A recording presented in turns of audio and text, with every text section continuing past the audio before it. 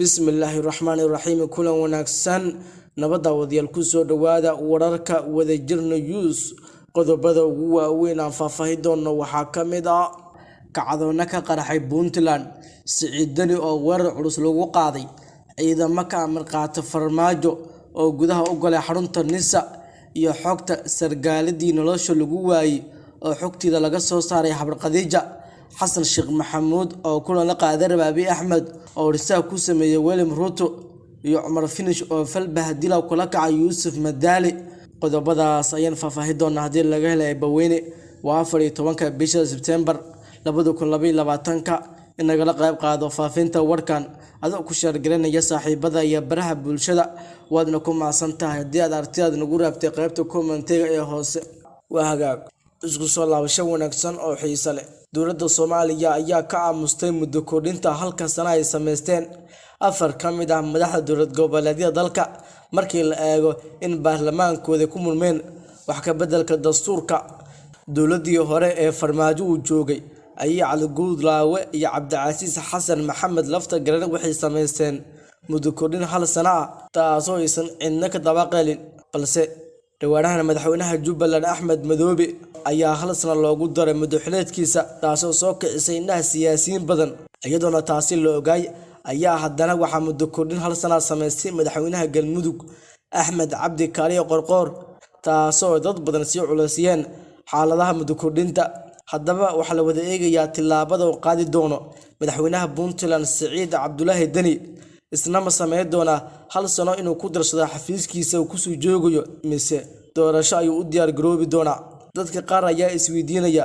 maxay tahay sababta dowladda federaalka Soomaaliya ee ugu aamusan tahay arrimaha dowlad goboleedyada mise iyada ayaa doonaysa in 5 sano ka dhigto oo qaranka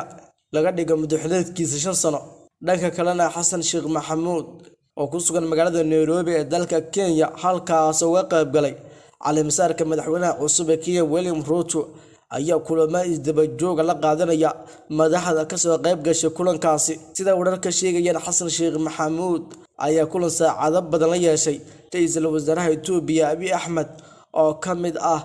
madaxda ka socota Afrika ka qayb galay caleemasaarka madaxweynaha Kenya William Samoei Ruto shirkan ayaana maalmihii la soo dhaafay diyaaritaankiisa laga waday Nairobi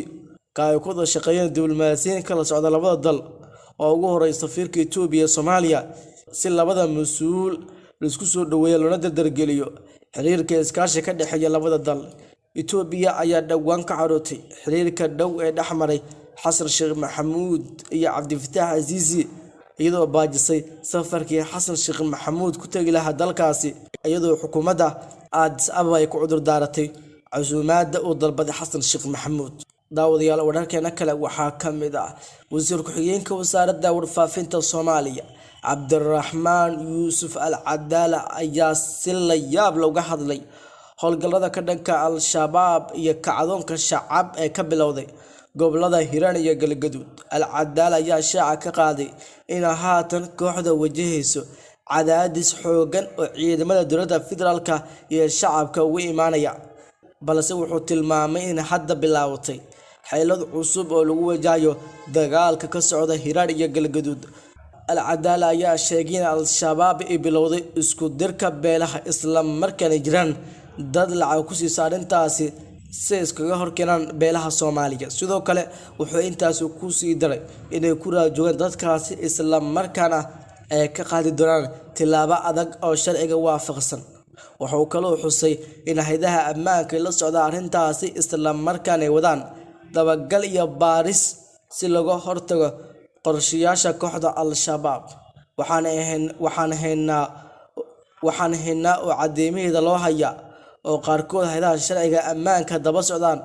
dad Al-Shabaab lacag ku siiya in qabaa'ilada isku dhuftaan oo qaarkood shaqadaasi fuliya goobaha inta badan hadda qabiilada la isku dhufanayo waa goobaha culayska weyn ka jiro ee Al-Shabaab joogaan qabaa'ilka Soomaaliyeed waxa jira dad nabadoonna ku jira oo ka shaqeeya sidii u dagaal lahaayeen oo u diidaya in qabaa'iladaasi nabad ku noolaadaan ayuu yiri Al-Cadaala wasiir ku-xigeenka warfaafinta hadalkan ayaa ku soo aadaya iyadoo wali dhaqdhaqaaqyo iyo howlgalo ka wadaan ciidamada xooga dalka oo kaashanaya ciidamada macawisleyda. Wararkeena kale waxaa ka mid ah Yuusuf Xuseen Jimcaale Madaale ayaa si rasmi ah xilka ula wareegay, waxaana laga sugayaa howlo hortebintu leh nabadgelyada iyo nadaafadda caasimadda. Madaale ayaa sheegay in maamulkiisa wax ka qaban doono arrimaha ammaanka iyo sidoo kale kooxaha ayaa weerarada ee dhibaatada ku haya reer Muqdisho, isagoo shaaca ka qaaday inuu kaashan doono hay'adaha ammaanka ee dowladda federaalka Soomaaliya. Sidoo kale wuxuu tilmaamay inuu ka hortagi doono weerarada kooxda Al-Shabaab ka fulisa caasimadda, kuwaasoo aad u kordhay maalmihii la soo dhaafay. Wuxuu kaloo intaas ku daray inuu guda doono Yuusuf Madaale mas'uuliyadda shacabka saaran. Mas'uuliyadda ma ahan mid lagu xarakoodo, mas'uuliyaddu ma ahan mid lagu boobo hantida shacabka. Mas'uuliyaddu waa mid maalinta qiyaamo lagu weydiinayo. Waa markii labaad oo xilkan qabanayo Yuusuf Xuseen Jimcaale Madaale, waxaana 7 bishan Sebtembar uu u magacaabay Xasan Sheekh Maxamuud gudoomiyaha gobolka Banaadir. Hagaaga daawadayaal, wararkeena kale waxaa ka mid ah ciidamo fara badan oo ku labisan dareeska ciidamada ayaa gudaha u galay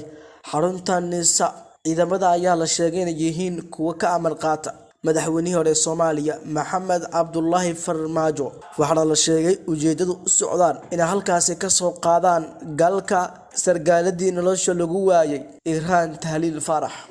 Goortay ciidamadu tageen xarunta Nisa ayaa waxaa halkaasi ka maqnay